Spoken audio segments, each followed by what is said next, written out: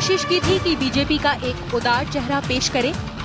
देश लौटकर भी पार्टी के बीच बहस चलाने की बात की, लेकिन आडवाणी ने पार्टी के भीतर अपनी ही जगह खो दी। आखिरकार उन्हें इस्तीफा देना ही पड़ा। आडवाणी ने ऐसे अकेलेपन की कल्पना नहीं की होगी। बीजेपी में उनके भरोसेमंद नेताओं ने भी उनसे कन्नी काट ली। संघ पहली बार खुलकर आडवाणी की आलोचना में उतर आया। इस विषय पर संघ का विचार क्या है वो तो हमेशा स्पष्ट ही रहा है। देश के विभाजन के लिए 2-3 कारणों में जिन्ना भी एक कारण हम मानते हैं और प्रमुख कारण मानते हैं जिन्ना का मुस्लिम लीग का जो स्टैंड रहा उसके चलते देश का विभाजन हो। इस तरह जिन्ना को नए सिरे से खोजने में आडवाणी खुद को खो बैठे। फिर वो पार्टी में वैसे हैसियत नहीं बना सके। 2009 के आम चुनाव में उन्हें प्रधानमंत्री पद का उम्मीदवार जरूर बनाया गया, लेकिन आडवाणी की वो चमक वापस नहीं लौट सकी। आलोक मेहता, बड़ा सीधा सवाल मैं आपसे पूछूंगा, रविशंकर प्रसाद के पास वापस जाकर। ये नेता क्या समझते हैं? ये नेता समझते हैं कि इस देश में वो मुसलमानों के नेता हो जाएंगे अगर 62 साल बाद वो जिन्ना को जस्टिफाई करने की कोशिश करेंगे। ये क्या सोच है? क्यों जिन्ना, कोई और क्यों नहीं, जिन्ना क्यों?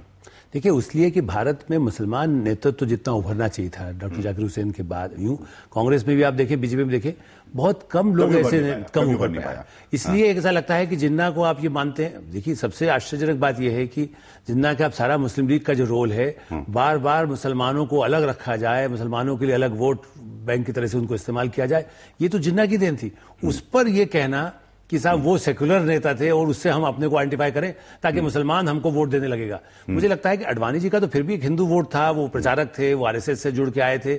उनका सब जसवंत सिंह तो कहीं की नहीं रहे, ना वो आरएसएस के रहे हैं, ना वो बीजेपी में भी, मतलब एक अच्छे कार्यकर्ता हो सकता है शेखावत जी के रहे हो, वाजपेयी के रहे हो। और जसवंत जी की जो आदत थी विदेश मंत्री तब भी कि मैं कॉलर के बटन नहीं लगाता हूं, दूसरों को मैं कोई इज्जत देना मेरा कोई फर्ज नहीं है। तो सरदार पटेल हो या नेहरू हो, उसके प्रति उनके मन में कोई श्रद्धा की बात नहीं हो सकती। रविशंकर प्रसाद, ये समस्या तो नहीं है, ये समस्या तो नहीं है कि ये जसवंत सिंह, जैसे आप कह रहे हैं वेंकैया नायडू कहा कि ये कोई पार्टी का डॉक्यूमेंट नहीं है, ये जसवंत सिंह का अपना नजरिया है जिसमें वो आज कह रहे हैं कि सरदार पटेल जो है वो जिम्मेदार है, उनको आप घसीट रहे हैं, कह रहे हैं कि वो जिम्मेदार थे इस देश के टूटने के लिए। जी, तो हमारा, आप बल्कि अगर आपको मैं ये कहूं कि हमारे राष्ट्रीय अध्यक्ष जी ने आधिकारिक रूप से यह स्पष्ट कर दिया है कि जसवंत सिंह जी की पुस्तक से भाजपा अपने को पूर्ण रूपेण अलग करती है।